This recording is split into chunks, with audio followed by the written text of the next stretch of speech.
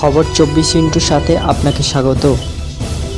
নতুন নতুন খবর জানার জন্য আমাদের চ্যানেলে চোখ রাখুন। কলকাতা শহরতলি সুবারবান সিটি বজবজ পৌরসভার উপপৌরপ্রধান, এখন বলা যেতে পারে এক্স, উনি 365 দিন মানুষের সাথে থাকে। আজ 74তম স্বাধীনতা দিবসে সকাল থেকে বিভিন্ন জায়গায় অনুষ্ঠানে যাচ্ছেন। এই কিছুক্ষণ আগে এখানকার যে বিধায়ক অশোক দেব বর্ষিয়ান নেতা, উনিও ছিলেন। আজকে গৌতম দাসগুপ্তের কাছ থেকে শুনবো এমন কিছু কথা, যে কথাগুলো সারা বিশ্বের মানুষ এখনও পর্যন্ত জানে না। গৌতম দাস, প্লিজ দাদা কিছু বলুন আজকে তিনি। আজকে তো অত্যন্ত আনন্দের দিন, গর্বের দিন।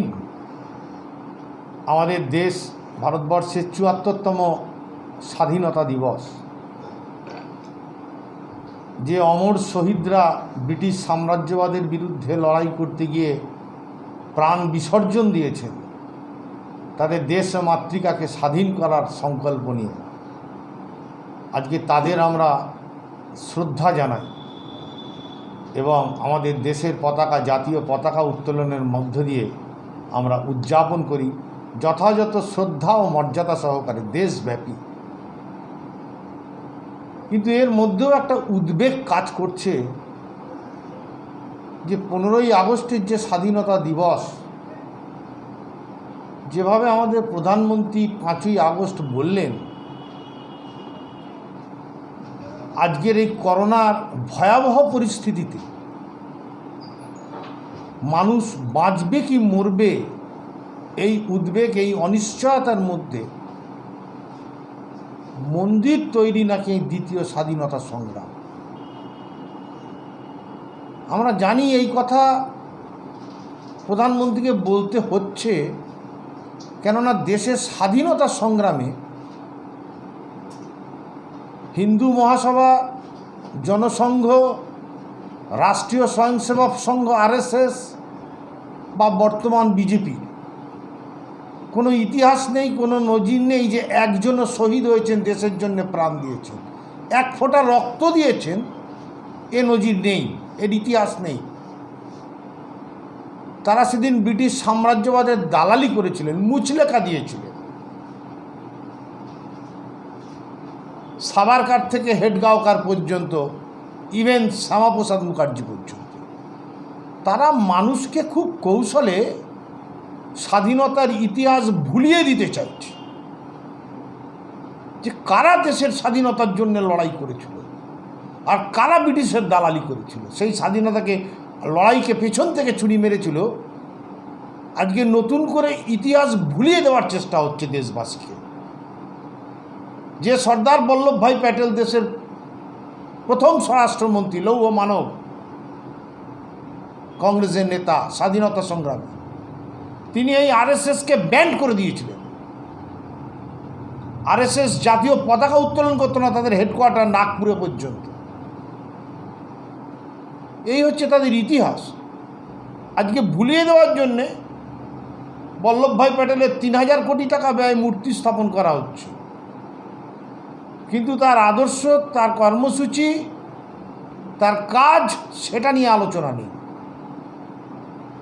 প্রধানমন্ত্রী মন্দির উদ্বোধন করতে গিয়ে 3 বার গান্ধীজির কথা বললেন, অথচ পাশে নিয়ে বসে আছেন গান্ধীজির হত্যাকারী নাথুরাম গডসের উত্তরসূরিদের। নাথুরাম গডসের উত্তরসূরিদের পাশে নিয়ে বসে আছেন।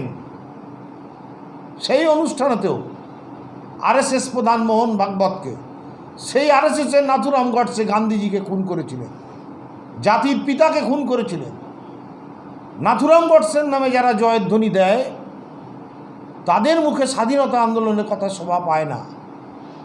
এই ইতিহাস ভুলিয়ে দেওয়ার যে চক্রান্ত চলছে, আমি শুধু এই আবেদন করব, এই অনুরোধ করব যে প্রত্যেককে অতীতটা জানতে হবে, বুঝতে হবে, শিখতে হবে। আমরা জানি আমাদের দেশবাসী অত্যন্ত সচেতন নাগরিক, এই ভুলিয়ে দেওয়ার অপচেষ্টাকে রুখতে হবে। গৌতমবাবু, আজকের দিনে যদিও এই কথাটা অপ্রাসঙ্গিক, তবুও বলতে বাধ্য হচ্ছি আমরা। সংসদীয় গণতন্ত্রে আপনি বিশ্বাস করেন বলে যে কোনো একটা রাজনৈতিক দলের আপনি একজন প্রতিনিধি, প্রধানমন্ত্রীও একটা রাজনৈতিক দলের প্রতিনিধি, কিন্তু সারা ভারতের সমস্ত মানুষকে সাক্ষী রেখে 5 তারিখে উনি যে কথাটা বলেছেন, সেই কথাটা কিন্তু ওনাকে উইথড্র করে নেওয়া উচিত। এটা কিন্তু সংসদীয় গণতন্ত্রের ইতিহাস। উনি বলতে পারেন না যে ভারতবর্ষ আবার স্বাধীন হলো। উনি বেসিক্যালি বাংলার মানুষদের অপমান করেছেন।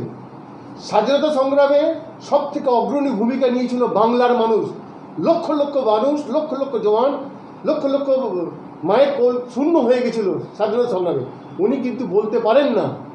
এই সংসদীয় গণতন্ত্রের এই যে ইতিহাস, এই ইতিহাস থেকে উনি কলুষিত করলেন। দু চার কথা বলুন, যদিও আজকের দিনে এটা অপ্রাসঙ্গিক। আমি সেই কথাটাই বলছি যে দেশের প্রধানমন্ত্রী দেশের ৭৪তম স্বাধীনতা দিবস উদযাপনের 10 দিন আগে মাত্র 10 দিন আগে তিনি অপব্যাখ্যা করছেন, মানুষকে ভুল বোঝাচ্ছেন। এ তো প্রতারণা, এ তো প্রবঞ্চনা। দেশের স্বাধীনতা সংগ্রামীদের ইতিহাসকে ভুলিয়ে দেওয়া হচ্ছে। মন্দির মসজিদ তো মানুষ বেঁচে থাকলে হবে। এদেশের মানুষ তো ধর্মপ্রাণ। আমরা কেউ অধার্মিক নয়, আমরা কেউ নাস্তিক নয়। আমাদের ধর্ম পরধর্ম সহিষ্ণুতা। এটা ভারতবর্ষের ঐতিহ্য, ভারতবর্ষের সংস্কৃতি, ভারতবর্ষের কৃষ্টি, ভারতবর্ষের পরম্পরা। তাকে ভুলিয়ে দেওয়ার চেষ্টা হচ্ছে আগ্রাসনের মাধ্যমে।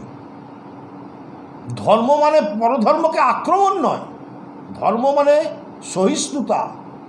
ধর্ম কখনো মানুষকে বিপথে পরিচালিত করে না, কিন্তু ধর্মের নামে যদি বজ্জাতি হয়, ধর্মকে কেন্দ্র করে যদি রাজনীতি করার অপচেষ্টা হয়, সেই অপচেষ্টাকে রুখতে হবে।